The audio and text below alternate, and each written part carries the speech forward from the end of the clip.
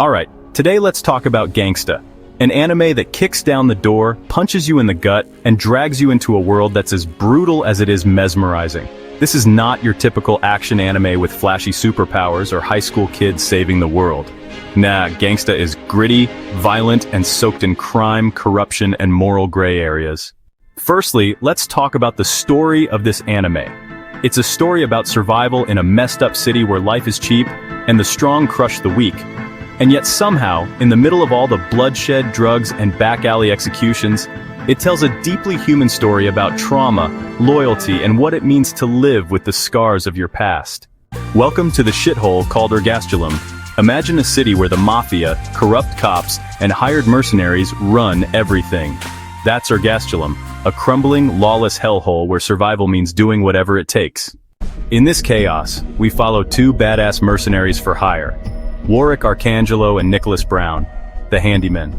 They take on jobs no one else wants, whether it's assassinations, bodyguard work, or cleaning up the mess after a gang war. But as they go deeper into the city's power struggles, things start getting personal, especially when it comes to the Twilights, a special class of enhanced humans with superhuman strength and speed treated like disposable weapons. At the center of it all is a woman named Alex Benedetto, a prostitute who gets caught in the crossfire and becomes entangled in the Handymen's dangerous world. The story dives into the messed up history behind Ergastulum, the struggles of Twilights, who are both feared and used as weapons, Worick and Nicolas's tragic past, which explains why they are the way they are, and the inevitable bloodbath when every power in the city turns on each other. Gangsta is a slow burn at first, but once the pieces start falling into place, it hits like a sledgehammer. Now let's dive into the characters. They are broken, dangerous, and unforgettable. First up is Nicolas, the deaf swordsman with a death wish. Nick is a fucking monster in a fight. He's a Twilight, one of the enhanced humans created through a drug called Celebre, which gives him superhuman reflexes, strength, and speed.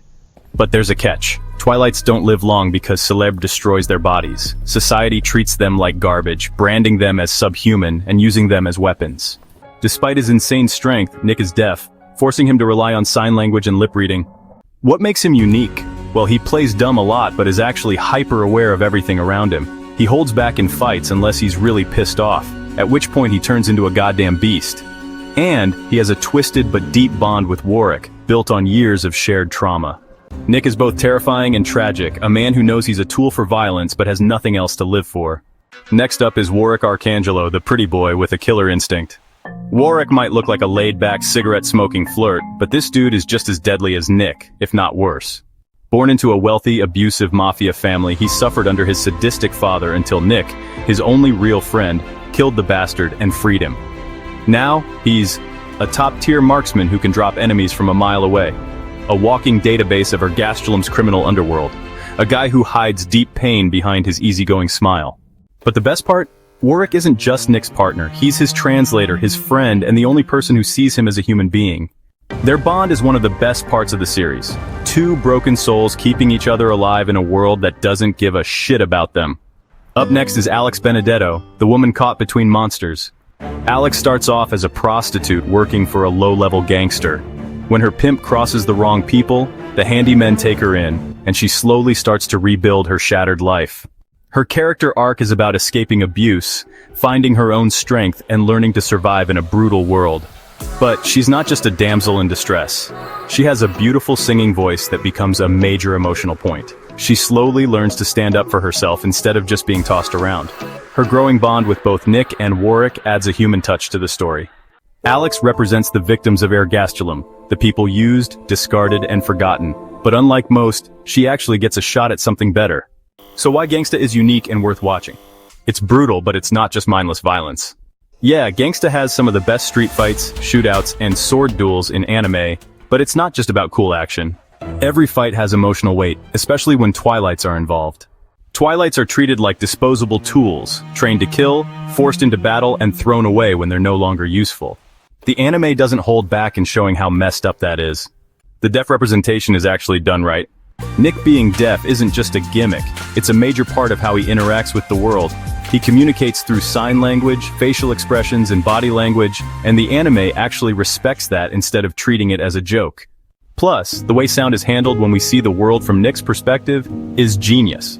Sometimes the sound just cuts out completely, pulling you into his experience. The city feels alive and dying at the same time. Ergastulum is one of the most well-built crime cities in anime. It's not just a backdrop, it's a character in itself. Corrupt cops turn a blind eye to Mafia wars. Twilights are hunted in the streets like animals. Brothels, drug dens, and underground death matches are just normal Tuesday shit.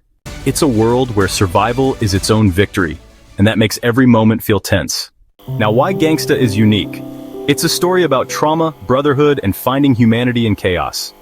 At its core, Gangsta is about people who have been beaten down, used, and discarded by society, but keep pushing forward anyway. Nick and Worick's friendship isn't just business, it's a lifeline. Alex's struggle to reclaim her own agency feels real and painful. Twilight's fighting for their right to exist mirrors real-world discrimination and oppression. This anime takes themes of abuse, addiction, PTSD, and discrimination and throws them into a crime-ridden, blood-soaked world where nothing is black and white. Final thoughts? Gangsta is a masterpiece that never got the ending it deserved, thanks to production issues, but even with its flaws, it's one of the rawest, most unique crime anime out there. Watch it if you love gritty crime stories with real stakes, complex characters who are more than just killers, realistic depth representation in anime, a world that pulls you in and refuses to let go. And just be prepared, this show doesn't sugarcoat shit. It will drag you through the dirt, make you feel for the characters, and leave you wanting more. And that's exactly why it's worth watching. That's it for today. Please like and subscribe for more anime content, and I'll catch you in the next one, my hired guns.